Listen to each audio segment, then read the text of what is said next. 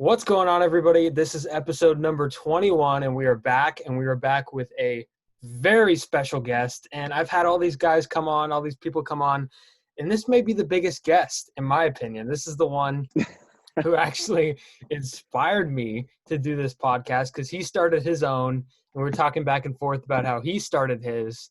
So he's the inspiration. Coach Lin, David Right Lin, on, man. founder of Why Not Mentality, counselor, coach at Archbishop Riordan High School, coached me in baseball my senior year, which was very short, but we had a good amount of time together. Coach Lin, what's happening? What is going on, man? It's a pleasure to be on. Thank you for having me. Yeah, absolutely. When I started this, you're the one guy that I thought about. I said, okay, I got to pick this guy's brain. So I appreciate you coming on. First of all, I mean, we're all living abbreviated lives, it feels like. I mean, I guess it's a little bit normal than it was, say, March and April. And everybody I talk to, I ask the same question. Have you picked up on anything new? And for me, I always say the same thing. Oh, I've been reading a lot more. I've been trying to do homework. I've been, trying to exercise as much as possible. So what have you done, kind of like a new hobby per se in your quarantine experience? I mean, I think one thing when I first started Why Not Mentality, and I was waking up at, the crack of dawn and going to the gym and working out, a lot of that was lifting. And because of the renovation of the gym, I no longer have access to that. And so one thing that I've kind of picked up, which I usually really hate, is running. So I've either ran a mile or two around the track, or I have kind of a route, from the front of Riordan down to Roxy's, over past Balboa Park and right back up that hill, about a mile and a half. And so I've been doing that consistently probably for the past, I want to say, a couple of weeks. So that's one thing that's been helping me kind of de-stress and kind of clear my mind with all the things that are going on. So running long distance is my new pickup. That's a good one for sure. So over a year ago, you started this new venture, Why Not Mentality. Can you tell the viewers and listeners, kind of tell them about Why Not Mentality, what's it all about, kind of a mission for them, for you? What's your mission for Why Not Mentality, and explain what it is? You know what? It's funny because it's not something that I've been like stewing over for a really long time. It actually was inspired by our campus ministry director, Mr. Daytalk, asking me to speak to the faculty. And his theme for the previous year was stretching outside of your comfort zone.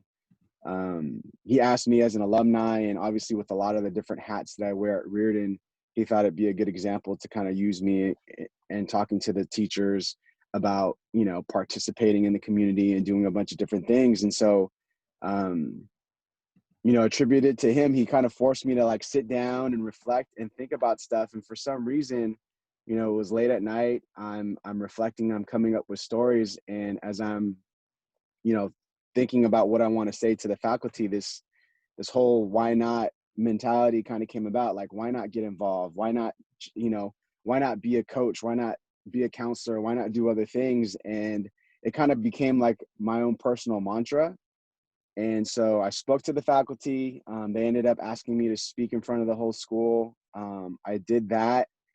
And then we created a club. And what began as kind of just accountability for myself, on Instagram. I created an Instagram account. I started posting things every morning, just in terms of like things that I read or quotes that I saw, and wanted to share that with my students. Because as a counselor, it's pretty hard as a counselor to reach, all 200 kids every day. And so I saw social media as like this forum or this platform for me to be able to reach my kids without actually having to speak to them directly. And so it kind of started with that, and it's slowly grown. And I really don't have like a huge game plan on what's next. But I think it's been encouraging, just like yourself saying, hey, it inspired me to start my own podcast. And then the little things that I try to like, stay hip. And I started a little bit of a podcast. I did a bunch of Instagram video stuff. So I'm slowly trying to catch up with you young guys and be cool.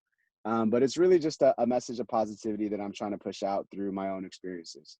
It's awesome. And you got the shirt too. You're rocking the white merch there for Why Yeah, Not Mentality. And I got the sticker right here too. So definitely. we got a lot of Why Not Mentality merch there. So how do you deal with some of the off days? Because I mean, this whole COVID-19 thing, and not just that, some of the other stuff that's been happening in this country, it's all really, really hard to cope with sometimes. So how do you deal with those off days, especially when most of us are at home? You know, there's not a lot to do. I mean, I think the main word there is that you do have to deal with it. And I think what happens is a lot of times we try and find different escapes, or we try and think of different things that might substitute what makes us happy. And sometimes it's okay to not be okay.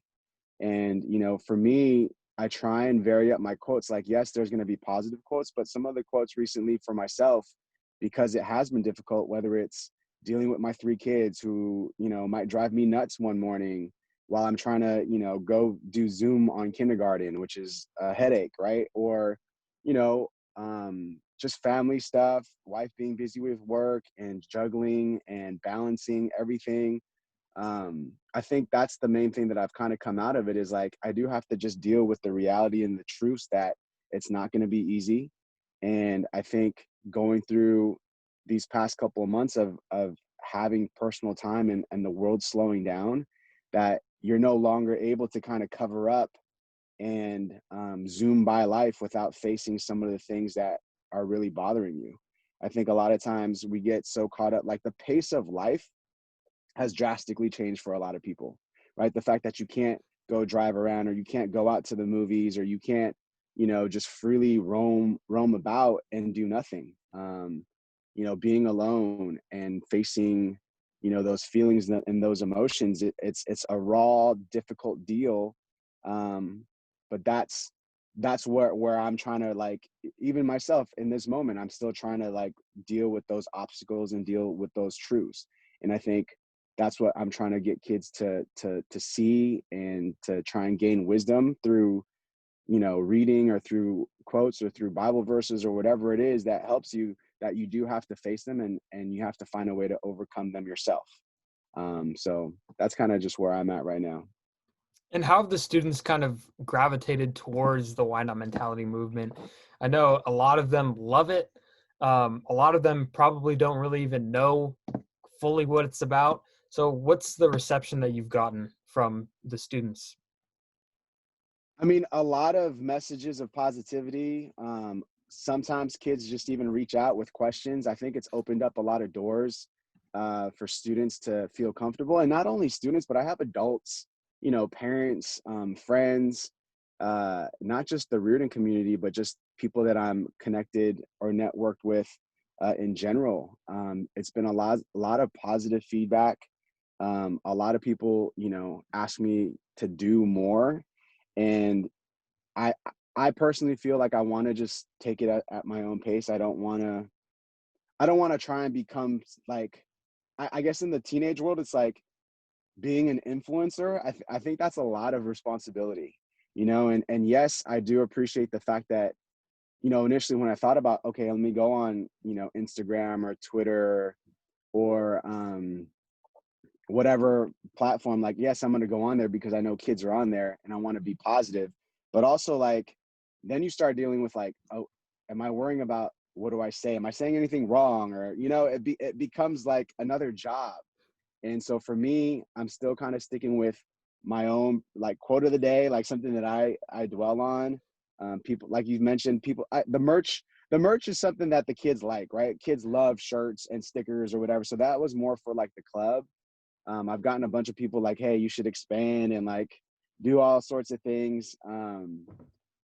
Again, I'm taking it a day at a time, and letting it, I think, grow organically. That's kind of my mentality about it. That whatever happens is going to happen through the people, and if I start focusing on things bigger than just the people that I'm serving, then I think I'm going to lose touch with why I began in the first place. Yeah, just I'm already picturing it. Just next spring, you know, guys are gonna roll out on the Reardon field with a Why Not Mentality branded glove, and it's gonna no, yeah, exactly. I like what you said about going at your own pace. For sure. So when did you decide, because I mentioned that you're also a high school counselor, when did you decide to go into the field of helping people? Because I know, for a lot of people, it's enough to help themselves. So when did you kind of decide, when was the life-changing moment to go down that path of helping people? What's crazy is Mr. Simon, for those of you guys who know, he was the RSP director of the RSP program, and now he's the dean of academics. But we went to high school together. And when I was working for corporate America at this company, every summer I was a life team member, life standing for living and faith experience. I would go back in the summers to, help out. And it just so happened this one year, Mr. Simon happened to be there, and he was like, "Hey, it'd be great for you to come back to Riordan." And I kind of laughed at him. I was climbing the corporate ladder. I was driving a company car, and I'm like, why would I want to go back to my alma mater and work at a high school? Um, but funny story. That same summer, I went on a retreat, and there was a speaker there. And for some reason, he said a statement. He said, "Is God the Alpha and Omega in everything that you do?" Meaning, is he the beginning of why you do what you do, and is he the end of why you do what you do? And I don't know why, but it hit me, and I felt like for some reason in that moment of my life, he wasn't. Like, I lost focus. And so being at the life retreat, hearing that speaker say that, and then being reminded that Mr. Simon kind of had an open invitation, like, hey, if you want to help out in the RSP program, there's an open door. We'll figure stuff out. So I took a leap of faith. I quit a pretty good paying corporate job, and I decided to go back to school. I know I probably scared my parents in that moment because I was helping them, with income, and I was like, hey, I'm gonna just quit and try and do this. And thankfully they supported me. They prayed with me. They felt that that it was my decision, and so that was what kind of brought me back into counseling. So I went from the corporate world. I worked in RSP as an after school tutor, and I substitute taught for the first couple of years while I was doing grad school. And I personally just felt as a coach and working with students after school in the RSP program that I was really good with students one-on-one. And so that kind of drove me to pursue counseling. Did my master's at USF, and then the rest is history. I got my master's in school counseling, worked at Archbishop Midi to start, and then luckily had a chance to come back to Riordan, and here I am. Yeah, you don't talk about the MIDI experience that much. That's probably a good thing. You probably want to keep that under wraps.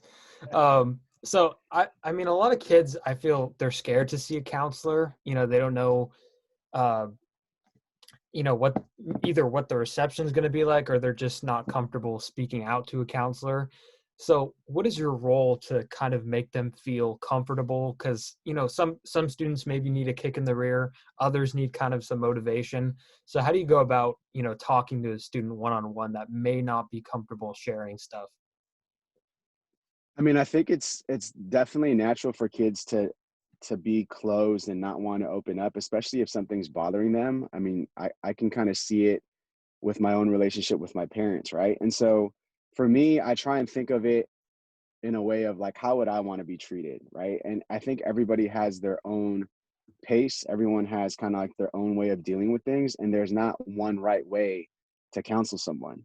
And so when I first go into a conversation, um, I naturally try and get a feel like, where is this student at, right? Like if I open up with a question and they start pouring out what's going on with them, then okay, that's easy, right? Versus, if I ask a question and I just get a one-word answer, and you could tell like this kid is distant and doesn't want to talk, I'm not going to force the issue, but I'm going to just let them know and continue to kind of just remind them, hey, I'm here for you.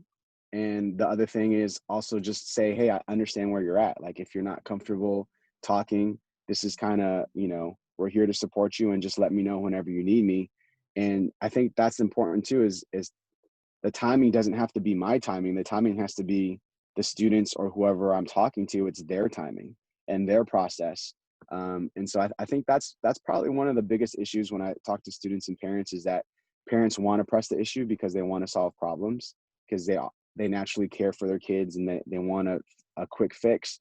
But sometimes fixing the problem quickly isn't the answer, and so Again, I think it's an individual thing. You know, people all experience things differently, and their truth is their truth and their reality is their reality. And it's just about, I think that's one thing I'm pretty good at, regardless if it's an athlete, regardless if it's a musician or an actor or a male or a female. Like I'm pretty patient, and I feel like I listen well. And so that's one of the most important things, right? If somebody feels heard, if someone feels understood, that's when they start opening up. Yeah, patience for sure, and I think we saw that out of you as players. And the one thing that I could think of is when we were bunting off the bunting machine. Um, and bunting it, especially off of, I feel it's easier for me off of an actual pitcher. And the machine, it was eating some people up, and it was eating me up, and the patience that you had was great. Um, and I think there was one time where you said, if I get like 3 bunts down, then I get to go and hit. I get to go and swing away at the next station. And Yeah. you could still hit. So, Harlan is not the only guy with that MVP list. He's not the only guy on there. So you got that Oh on you. yeah, 1999, baby. 1999. So how did that attribute of patience kind of build up for you? Did it take some time? Definitely. I think I mean, just from my upbringing, I had two older sisters who didn't really like live with my family because they lived in Taiwan, and my parents immigrated here, and I was born with them here. So there's a big period of time where our family wasn't complete, and so when they finally came over, there was a lot of turmoil, a lot of crazy things that happened, and it was difficult. It was dark. It was a trying time, but I think that's where I learned the most about myself and my family, and how to, naturally, like I felt like I was trying to be that bridge between my sisters and my parents because I was with my parents the entire time. And I think that's where I learned a lot of my skills of like I wanted to be the peacemaker. I wanted things to be okay. And I felt like, obviously as a younger sibling, I could talk to my sisters, and obviously being with my parents the entire time, I understood how my parents were. And so I naturally like to communicate in that way, and be the middle person. So, Yeah, I always saw you because obviously you've coached football as well. I always saw you as kind of like the quiet presence on the field, but if you saw something, you were not afraid to point it out. For example, we'd be warming up one day and you would let us warm up. There's no interruption, and then afterwards you'd say, "That was horrible, guys. That was a horrible. There's no energy at all." So I always thought you as being a really good observer. And then, off the field in the dugout, great guy to be around. How does that competitive switch turn on in an environment like a baseball or a football field?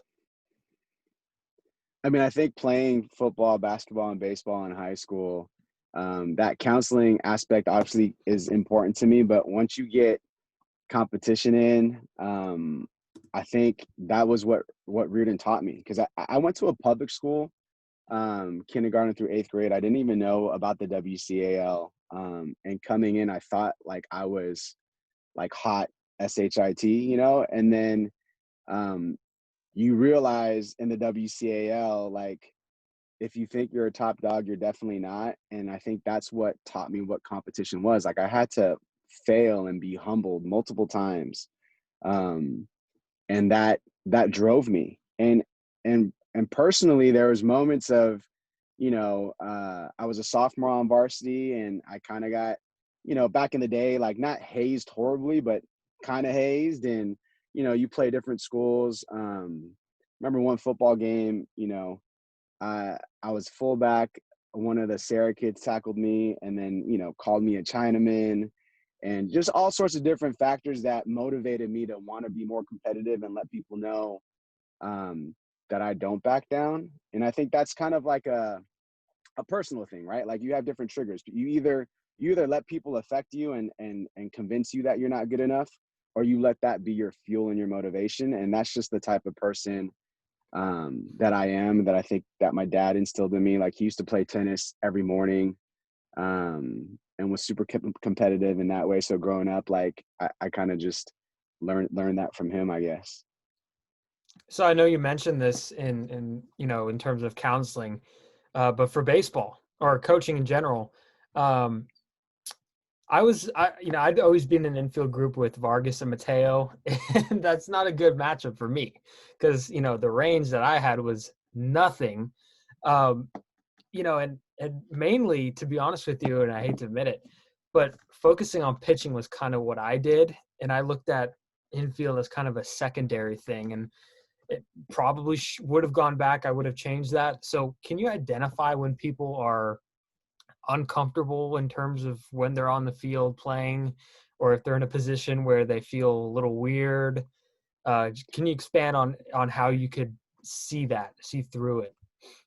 No, I definitely saw that, and I think you probably felt that when I Yeah. would talk to you about your form constantly. Mm. And my take on that is, regardless of what a player or a student thinks about a certain situation, um, I try and just at least give them the option of experiencing it, because I think too many times kids just assume I can't. And it wasn't like you were horrible. Like, if we needed to put you out there, like, you could get the job done, but the only reason why you could get the job done is because you had to put yourself, and you did those drills, right? Like maybe compared to other people, your footwork wasn't great, but you still improved and you still got better. And that in itself, that experience in itself, and that opportunity, which is kind of tied into this whole why not, like, yeah, I'm a pitcher, I love it, but if you're not doing a bullpen, why not work on infield? Because if somebody gets hurt and we need somebody there, you could fill that void, right? And so I think that's kind of just a great thing to do in life, is never just pigeonhole yourself. Like, yes, you don't want to stretch yourself too thin, but at the same time, you will only know what you know based off of what you experience. And so if you close yourself off to things because you're just not comfortable, or you feel like you're not going to be good at it, you might surprise yourself.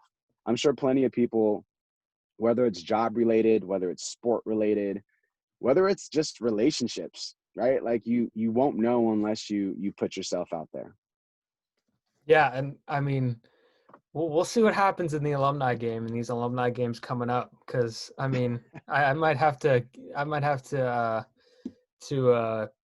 I don't know, come back and dominate over there at second base. So what kind of led Sure. you in? I can't say that with a straight face. So, uh, what kind of led you into sports? How did you kind of fall in love with the aspect of sports? I know everybody has their own story of how they fell in love, when they started watching, when they started playing. So what is your story in terms of sports? You know what? With baseball, it was my dad. So when I got a Super Nintendo, my dad and I would play bases loaded. That was like the one game he would play with me. And yeah, like, for some reason I loved playing bases loaded with him, blowing on the Nintendo game when it was not working. And I ended up, so I went to this school called Lawton Alternative. It was in the Sunset District, and Sunset Park was about a block away. And I remember my parents telling me, don't waste your time, focus on school. And I was kind of a rebel, I guess, at that time. I went to the park, got the parent sign up sheet, forged the signature, and signed myself up, to play park and rec. And long story short, I kind of used my parents' like philosophy. I was like, hey, I committed to it. I signed up. You told me that I should never quit anything and stay committed. And so that was like, Sunset Baseball was the start to my baseball career. I had an awesome coach. His name was Bob Lee. Actually played in the NFL, was an ex-Raiders quarterback. He had a son at the time, and just really patient, gave me a lot of confidence. I think the first time we transitioned to hard baseballs, he accidentally threw two at me while we were doing batting practice. He threw two at me, and for some miraculous reason, I hit both, and I was a legend after that. And then I fell in love with hitting. It was like a random kind of, like, I was scared. I hated, hard baseballs. Like, I remember feeling anxious about it. And after he randomly threw two at me, and two of them I swung and I hit both of them for some reason. And they're like, oh my gosh, D-Lin's amazing. He hit two baseballs. that were thrown at him. And then that was all the confidence that I needed. So that was kind of my start for baseball. Basketball, I played at, we would play on the blacktop, and we would count how many swats we would get on each other. And so it was just a group of friends that I was around. And I honestly didn't play football until I started Riordan. Never played organized football, never played peewee And a or lot of kids don't. any of that. And then my freshman year, I went to go try out, and I remember Coach Doug Brown. He was an English teacher as well, but he saw me, and I guess I was probably coachable, or I listened well, and I played JV my freshman year. Played linebacker and just fell in love with smacking people. Like, it was just the best feeling to put people on their butts. And that's where how football started. I like it. And you mentioned earlier, and I want to get back to this because this is important. You keep up with the trends. You keep up with the kids today. Like, I've seen you dancing on tables on TikTok. So how do you do it? How do you kind of keep up with like today's mojo, today's kind of way, like swagger? Because you have plenty of it. So how do you keep up with it? You know what? I think it's kind of like a Riordan thing, and friends that I've been around. This is a shout out to one of my best friends, Eric Jermaine Culp, who's no longer with us. He was like the king of swag. And if I mean, people that know me, he was like Chris Tucker and I was Jackie Chan. We were like the dynamic duo when I went to USF. And I was kind of like the sheltered Asian kid, and he's the one who kind of got me out of the shell, was super outgoing, life of the party. And when he passed, I think it was probably like I don't know, like part of him is in me now, and like he used to always love to talk to people. He brought people together. He was always cool and hip, and I think his swagger kind of dripped down to me. And it's just something, I think for me as a counselor, I love connecting with people, and you can't connect with people if you don't understand them. And I think, obviously getting older, like I'm not going to try and pretend like I can really be cool, but I definitely don't mind, and I don't have any shame in my game, right? Like if TikTok is going off and I see some dance and I want to try it, like I don't care what people think. If I'm having fun, it keeps me young. I am getting grays already, but inside of my mind and inside of my heart, and even in some of the workouts, I'm still keeping up with some of these kids. So I'm gonna keep going, and I'm gonna, like the term, I'm gonna ride this thing till the wheels fall off. So that's kind of where I'm at. Yeah, I've seen Riordan's doing these off-season workouts, and you're smack in the middle of it. I've seen all the video. I saw one actually today, and Oh yeah, the slow motion effects just make it so much better. yeah, So I'm gonna wrap up here. I have 3 rapid-fire questions for you. Okay, sure. you could answer. Honestly, it doesn't have to be rapid fire, but that's kind of yeah. So Okay. for whatever reason, number 1, first question, for whatever reason, you have to go to the electric chair. What is your last meal? Ooh, House of Prime Rib, Oh, that's a good one. King Arthur's cut. Give me some of that spinach, some of that salad with the beets that taste like bacon. Yes. Mhm. Perfect. Love it. Um, Second one, what is one of the things you have on your bucket list? One of the things that I have on my bucket list, I really want to travel to Europe because I've never been. Traveling is a big thing. Like, I've been to South Africa, I've been to China, but I've always wanted to go to Europe and experience the history and just see the world in that place. Yeah, well, so say hello to my relatives down there in Italy. They'll Yeah, that'd be they don't know who awesome. I am, but maybe they'll know soon. All right, last one. Which actor would play you in a movie about yourself? Huh.